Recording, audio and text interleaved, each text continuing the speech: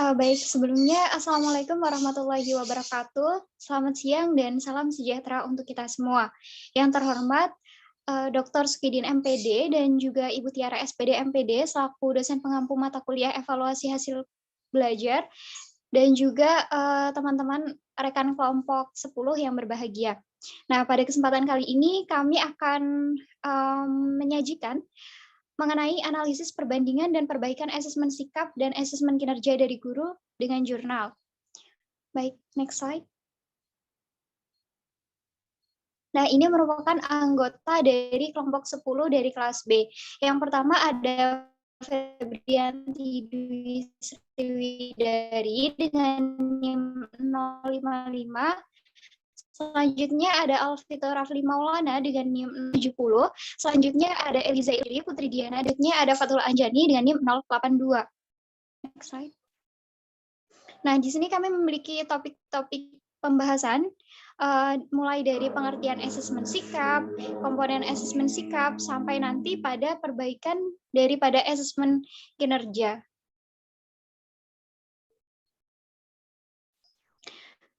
Baik, nah ini adalah identitas rubrik penilaian guru, yakni kami mengambil sekolah dari SMA Negeri 1 Celuring dengan mata pelajaran ekonomi kelas 11 semester genap dengan materi pokok, konsep, dan kebijakan kerjasama ekonomi dan perdagangan internasional dengan KD 3.6, yakni menganalisis konsep dan kebijakan kerjasama ekonomi dan perdagangan internasional, serta 4.6 menyajikan dampak kerjasama ekonomi dan kebijakan perdagangan internasional. Oke, next slide. Baik, untuk pengertian asesmen sikap akan dijelaskan oleh pemateri kita yang pertama. Kepada pemateri dipersilakan. Baik, terima kasih. Saya akan memaparkan materi mengenai pengertian asesmen sikap. Jadi yang dimaksud dengan pengertian asesmen sikap merupakan penilaian sikap yang dilakukan untuk mengetahui kecenderungan perilaku spiritual dan sosial peserta didik dalam kehidupan sehari-hari, baik di dalam maupun di luar kelas sebagai hasil pendidikan. Nah, di samping itu, penilaian sikap juga dimaksudkan untuk mengetahui suatu pencapaian atau suatu perkembangan sikap peserta didik dan memfasilitasi tumbuhnya perilaku peserta didik sesuai dengan butir-butir nilai sikap dari KI 1 dan KI 2. Next slide. Kemudian komponen sikap.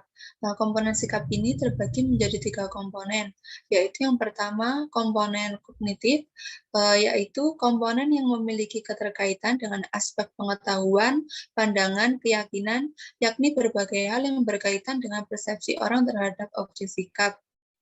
Kemudian komponen afektif, yang dimana komponen ini berhubungan dengan rasa senang atau tidak senang terhadap objek sikap, terkait dengan arah sikap baik positif maupun negatif. Yang terakhir yaitu komponen konatif atau perilaku, yang dimana komponen ini terkait kecenderungan bertindak terhadap objek sikap, yakni seberapa besar kecenderungan bertindak atau berperilaku seseorang terhadap objek sikap. Next slide. Kemudian asesmen sikap dari guru. Nah, pada tabel ini kita mengambil asesmen sikap dari sekolah yang kita observasi, yaitu sekolah SMA Negeri 1 Celuring, yang dimana pada tabel ini ada keterangan yaitu satuan pendidikan yang yaitu SMA Negeri 1 Celuring, tahun pelajaran 2021-2022, kelas 11 semester 2, mata pelajaran ekonomi. Kemudian ada keterangan nomor, waktu, nama, kejadian atau perilaku, butir sikap, positif atau negatif, kemudian yang terakhir tindak lanjut. Next slide. Kemudian ada asesmen sikap dari jurnal. Nah, ini merupakan contoh dari pedoman observasi sikap spiritual, yaitu petunjuknya yang pertama, berilah tanda centang pada kolom sesuai sikap spiritual yang muncul pada diri siswa dengan kriteria sebagai berikut. Selalu apabila selalu melakukan sesuai pernyataan, sering apabila sering melakukan dan kadang-kadang tidak melakukan, kadang-kadang apabila kadang-kadang melakukan dan sering tidak melakukan, dan terakhir tidak pernah apabila tidak pernah melakukan. Kemudian petunjuk yang kedua, lembaran ini diisi oleh guru dengan keterangan nama siswa, kelas atau materi, tanggal pengamatan, dan aspek-aspek pengamatan yang ada kategori yang telah saya jelaskan tadi. Next slide. Kemudian contoh 2 yaitu lembar observasi sikap. Petunjuk yang pertama yaitu berilah angka 1, 2, 3, atau 4 pada kolom yang sesuai dengan sikap yang muncul pada diri siswa dengan kriteria sebagai berikut. Yang pertama, angka 4 apabila selalu konsisten menunjukkan sikap sesuai aspek sikap. Kemudian angka 3 apabila sering konsisten menunjukkan sikap sesuai aspek sikap dan kadang-kadang tidak sesuai dengan aspek sikap. Kemudian angka 2 apabila kadang-kadang konsisten menunjukkan aspek sikap dan sering sesuai aspek-aspek sikap. Dan terakhir angka 1 apabila tidak pernah konsisten menunjukkan sikap sesuai aspek sikap. Kemudian petunjuk yang kedua, lembaran ini diisi oleh guru dengan keterangan hari atau tanggal, kelas atau materi, nomor, nama siswa, sikap-sikap yang akan diobservasi dengan keterangan yang telah saya jelaskan tadi. Untuk selanjutnya saya serahkan ke moderator. Baik, terima kasih atas pemaparan materinya. Untuk selanjutnya dipersilakan kepada presentator kedua. Kepada presentator kedua dipersilakan. Baik, terima kasih. Selanjutnya saya akan menjelaskan tentang contoh 3 lembar penilaian diri, di mana lembar ini itu diisi oleh diri sendiri atau siswa. Petunjuknya yaitu berilah tanda centang pada kolom sesuai dengan kondisi Anda dengan ketentuan sebagai berikut. Yang pertama yaitu apabila selalu melakukan sesuai pernyataan. Yang kedua sering, apabila sering melakukan dan kadang-kadang tidak melakukan. Yang ketiga kadang-kadang, apabila kadang-kadang melakukan dan sering tidak melakukan. Dan yang terakhir yaitu tidak pernah, apabila tidak pernah melakukan. Nah, lembar ini diisi oleh siswa sendiri. Yang pertama ada nama siswa, lalu kelas atau materi. Nah, di sini ada 5 aspek, yaitu aspek yang pertama, saya senantiasa masuk kelas tepat waktu. Aspek kedua, saya mengerjakan tugas-tugas yang diberikan guru. Aspek ketiga, saya mengumpulkan tugas tepat waktu. Aspek keempat, saya tidak mudah putus asa ketika dihadapkan pada soal matematika. Dan aspek kelima, saya berani mencoba cara-cara baru ketika diminta menyelesaikan soal-soal matematika. Di mana skalanya ada 4, yaitu semakin tinggi skalanya, maka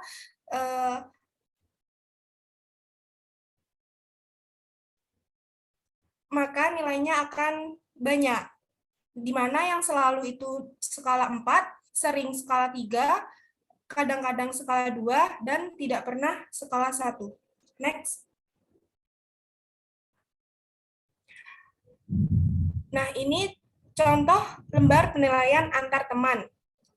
Petunjuknya yaitu berilah tanda centang pada kolom sesuai dengan kondisi teman Anda. Nah, lembar ini diisi oleh teman, bisa teman sebangku atau acak. Ini diisi nama siswa yang dinilai, lalu kelas atau materi. Nah, ada 5 aspek, yaitu aspek pertama, masuk kelas tepat waktu. Yang kedua, mengerjakan tugas-tugas yang diberikan guru. Yang ketiga, mengumpulkan tugas tepat waktu. Yang keempat, tidak mudah menyerah ketika dihadapkan pada soal matematika. Dan yang kelima, mencoba cara-cara baru ketika diminta menyelesaikan soal-soal matematika. Next. Lalu ini penilaian dengan jurnal. Yang pertama, ini diisi nama siswa, lalu tanggal kejadian, dan selanjutnya aspek yang diamati.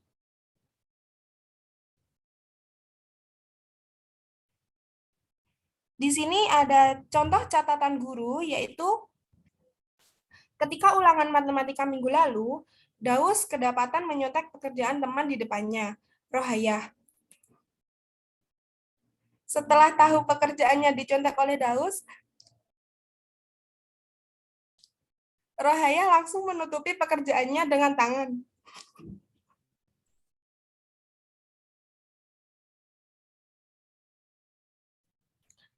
Daus kemudian berusaha menarik-narik tangan Rohayah dengan maksud agar dapat melihat jawaban Rohayah.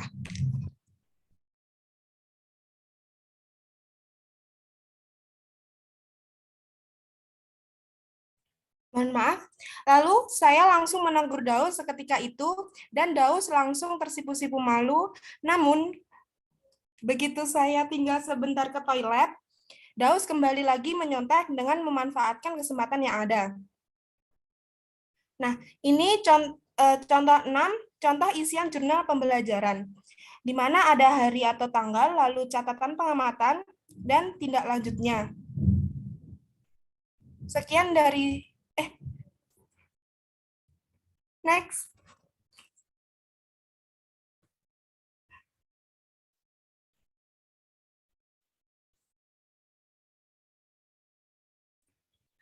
Lalu perbedaan asesmen sikap guru dengan jurnal. Penilaian sikap yang dibuat oleh guru masih belum lengkap, yang mana hanya mencantumkan penilaian dari guru saja, tetapi tidak mencantumkan penilaian sikap, spiritual, penilaian diri, dan penilaian antar teman seperti yang terdapat pada jurnal. Next.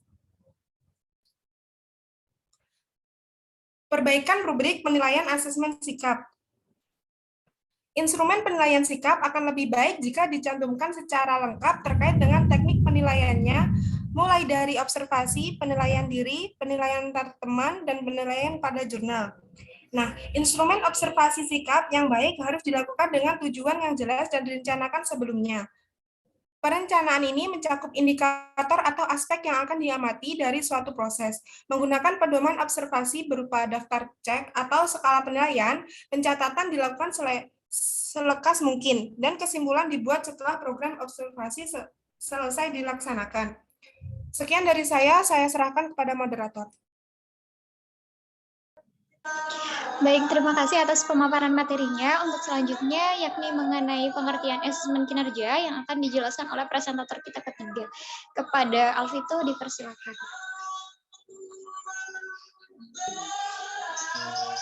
Baik, terima kasih. Di sini saya akan menyampaikan pengertian asesmen kinerja. Penilaian kinerja merupakan bentuk penilaian yang menuntut peserta didik mempraktekkan dan mengaplikasikan pengetahuan yang sudah dipelajari ke dalam berbagai macam konteks sesuai dengan kriteria yang diinginkan. Penilaian kinerja mempunyai dua karakteristik dasar, yaitu yang pertama, mempraktikkan kemampuan membuat suatu produk atau proses atau terlibat dalam suatu aktivitas perbuatan, dan yang kedua, menghasilkan produk dari tugas kinerja yang diminta. Next slide.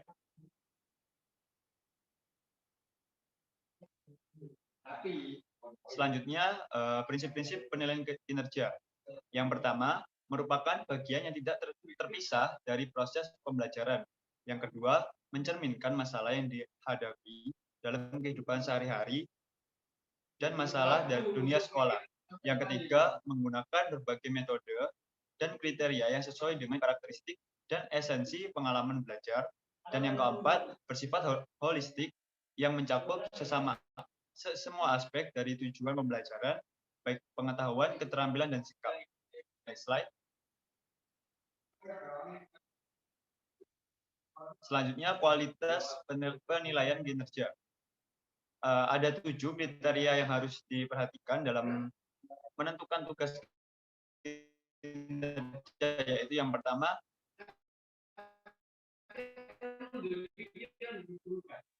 kedua otentik, yang ketiga multidomain, yang keempat dapat diajarkan, yang kelima adil, yang keenam fleksibel, dan yang ketujuh dapat diskor. Selain 7 kriteria di atas, hal-hal lain yang perlu diperhatikan dalam penilaian kinerja antara lain yang pertama, tidak semua tujuan pembelajaran yang tercantum pada setiap kompetensi dasar harus dinilai melalui penilaian kinerja. Yang kedua, dalam penyusunan rubrik perlu diperhatikan kriteria dalam pemberian skor dan kualitas dari setiap kriteria. Dan yang terakhir, perlu diperhatikan waktu untuk mengerjakan dan memeriksa tugas kinerja. Selanjutnya.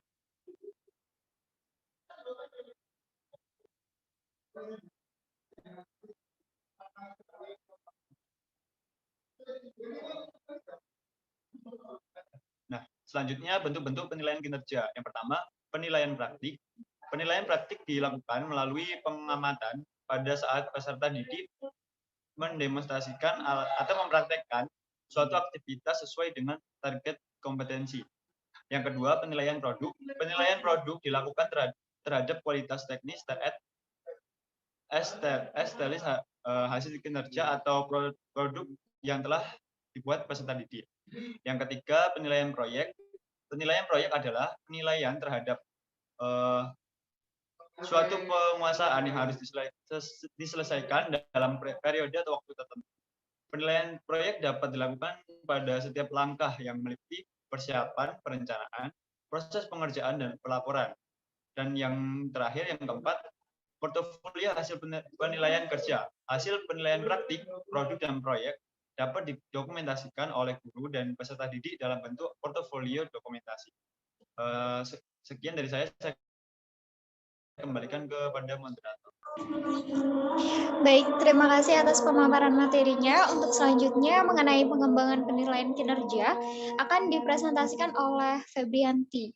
Kepada presentator selanjutnya dipersilakan. Baik, terima kasih. Selanjutnya di sini saya akan menjelaskan tentang pengembangan penilaian kinerja. Jadi yang pertama di sini ada langkah-langkah pengembangan penilaian kinerja yang akan dibedakan menjadi 4 hal. Untuk yang pertama adalah penentuan tugas kinerja atau penugasan. Nah, untuk menentukan tugas kinerja ini dibedakan menjadi 4, yaitu harus menentukan kompetensi dasar yang sesuai dengan konteks kinerjanya.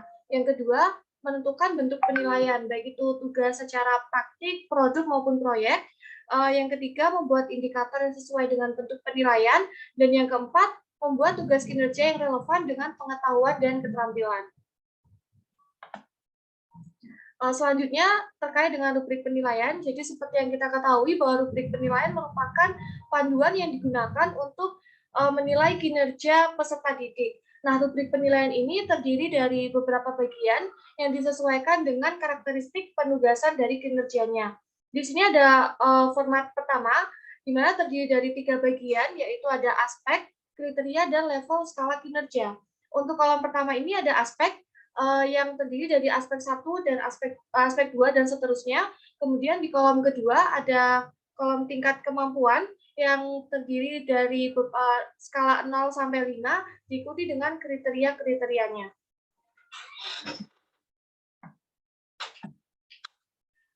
Kemudian mohon maaf. Kemudian untuk format yang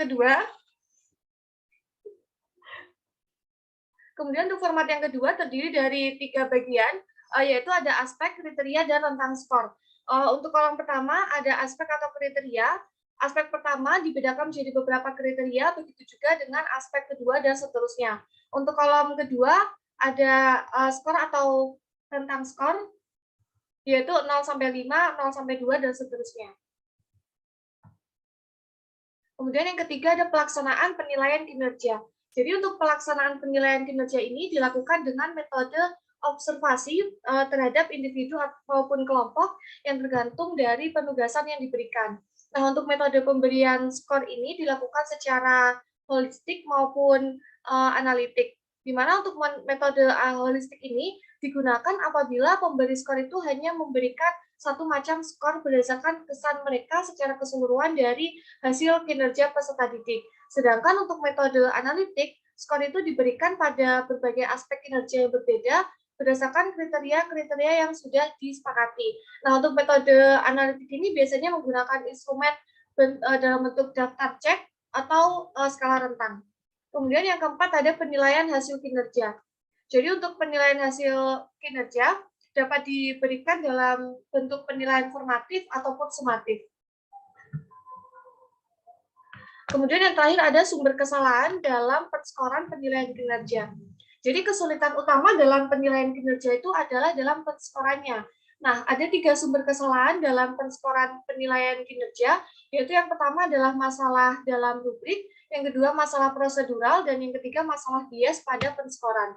Nah, untuk masalah dalam rubrik ini, biasanya rubrik atau pedoman penskoran itu tidak jelas sehingga sukar untuk digunakan oleh penilai. Selain itu, aspek-aspek yang harus dinilai juga sukar untuk diskor, karena aspek-aspek tersebut sukar untuk diamati, maka akan mengakibatkan hasil penskoran itu menjadi tidak valid, tidak akurat, ataupun tidak objektif. Yang kedua adalah masalah prosedural. Jadi masalah prosedur yang digunakan dalam penilaian keterampilan atau penilaian kinerja itu tidak baik, sehingga apabila tidak baik maka akan mempengaruhi hasil penskoran. Nah, masalah yang biasanya terjadi itu adalah seperti pemberi skor harus menskor aspek-aspek yang terlalu banyak. Bagi penskor makin sedikit aspek yang dinilai maka makin baik, begitupun sebaliknya. Yang kedua, masalah prosedural. Jadi dalam masalah yang ketiga masalah bias pada penskoran. Jadi penskor cenderung sukar dalam hal menghilangkan masalah atau personal bias yang pada waktu melakukan penskoran itu terhadap hasil pekerjaan peserta didik, ada kemungkinan penskor itu mempunyai masalah generosity error, artinya penskor cenderung memberi nilai yang tinggi walaupun kenyataannya hasil pekerjaan peserta didik itu tidak baik, dan lain sebagainya. Terima kasih dari saya kembalikan ke moderator. Baik, terima kasih atas pemaparan materinya. Nah, selanjutnya di sini saya akan menjelaskan mengenai rubrik asesmen kinerja guru beserta perbedaan dan juga perbandingannya dengan asesmen yang dari jurnal dan juga buku. Nah, jadi bisa dilihat ya di sini itu merupakan rubrik asesmen kinerja guru. Nah, di dalam hal ini guru itu memberikan penilaian yang terlalu banyak. Beberapa aspek-aspek yang dinilai itu justru keluar daripada asesmen kinerja yang seharusnya. Nah, jadi di sini bisa kita lihat bersama bahwasanya guru itu menilai mulai dari kerjasama kelompok, kemudian kegiatan pengerjaan, kemudian kegiatan ketepatan pengerjaan, kemudian teknik presentasi dan juga laporannya. Nah, kalau kita lihat sekilas ya dari beberapa aspek yang dinilai tersebut itu seharusnya guru hanya menilai di bagian kerjasama kelompok dan juga teknik presentasinya tersebut. Oke, next slide. Nah, ini adalah asesmen kinerja yang kami peroleh dari jurnal. Nah, untuk di sisi gambar di sebelah kiri itu merupakan daftar checklist. Yang kedua itu ada skala penilaian melalui rating scale atau rentang nilai. Nah, jadi asesmen kinerja itu dapat dinilai dengan format seperti daftar checklist, dan juga yang kedua itu ada melalui skala nilai. Nah, jadi untuk di daftar yang sebelah kiri, nah itu bisa dilihat ya teman-teman, di situ ada seperti yang dinilai itu merupakan teknik presentasinya, mulai dari pelafalan, kemudian mimik, gestur, seperti itu. Oke, next slide.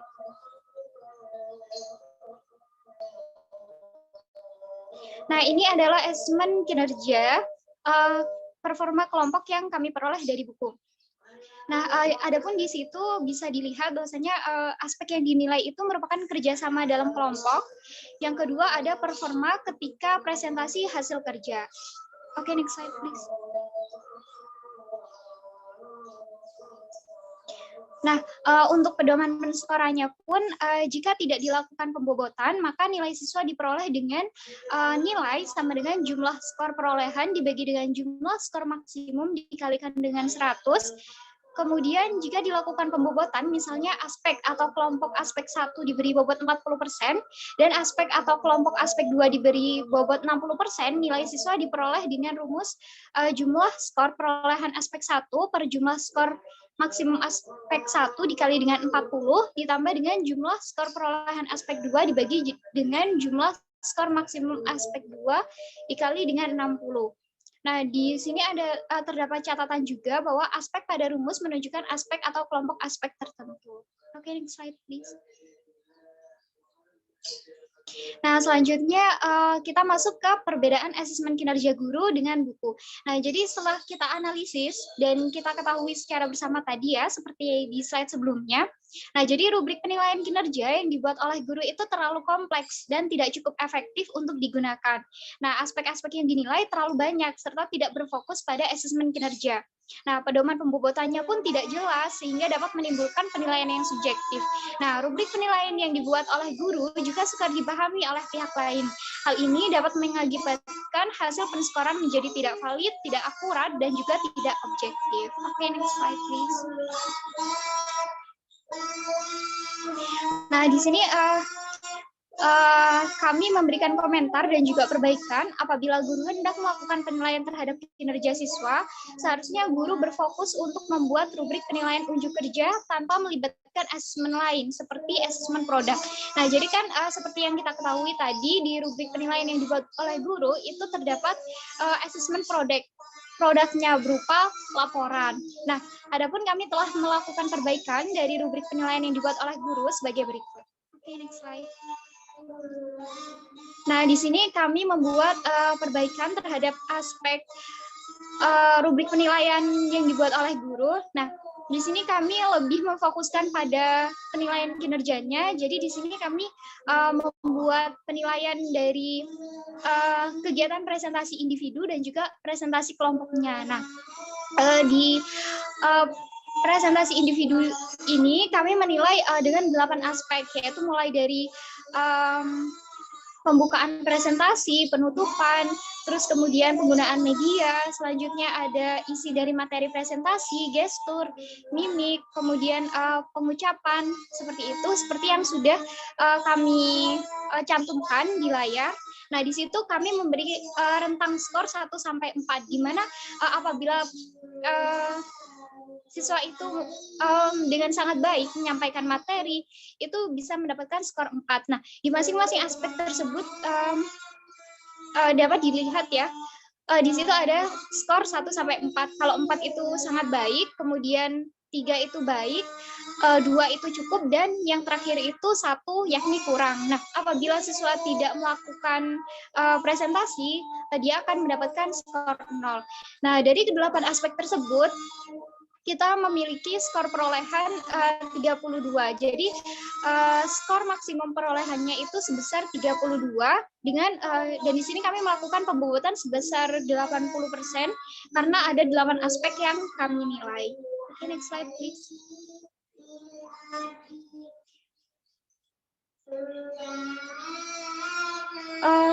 Mohon maaf. Apa slide-nya seperti ini? Oh, bukan.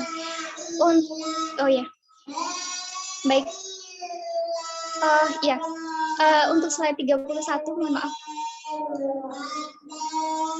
Nah, terus yang kedua kami membuat penilaian kelompok. Nah, untuk penilaian kelompoknya sendiri, seperti di rubrik yang sebelumnya kita peroleh dari buku, nah di situ ada kerjasama dalam kelompok dan juga performa ketika kelompok tersebut melakukan presentasi. Nah, di sini kami membuat 4 skala, di mana 4 skala itu terdiri dari skala 1 sampai 4. Jika 4 itu sangat baik, artinya siswa itu dapat menyampaikan materi dengan baik, kemudian dapat menjawab pertanyaan-pertanyaan dengan baik, dan menyajikan presentasi dengan performa terbaik. Nah, apabila siswa kemudian yang terakhir itu ada yang paling terkecil, di mana itu kurang. Nah, di situ bisa dilihat bahwasanya kita memberi skor 1 apabila siswa itu tidak terjadi pembagian kerjasama yang baik antar kelompoknya dan juga tidak mampu menjawab pertanyaan-pertanyaan dan menyajikan presentasi itu dengan baik. Oke, next slide please. Oh, dan di skor ini kita memiliki skor maksimum sebesar 8 karena ada 2 aspek yang kita nilai dan kami memberikan pembobotan sebesar 20%. Oke, next slide. Nah, adapun pedoman penilaian yang kami gunakan di sini kami menggunakan, karena kami sudah melakukan pembobotan sebelumnya, jadi untuk penilaian individu kami bobot sebesar 80% karena ada 8 aspek yang kami nilai. Selanjutnya untuk kerjasama kelompok kami bobot sebesar 20 karena ada 2 aspek yang kami nilai. Nah, untuk contohnya itu seperti yang sudah tertera di layar ya. Di situ misalkan siswa mendapatkan mendapatkan skor sebanyak 30 dibagi dengan skor maksimum dari jumlah perolehan skor individu maksimum itu sebesar 32 dikali dengan pembobotannya yakni sebesar 80%.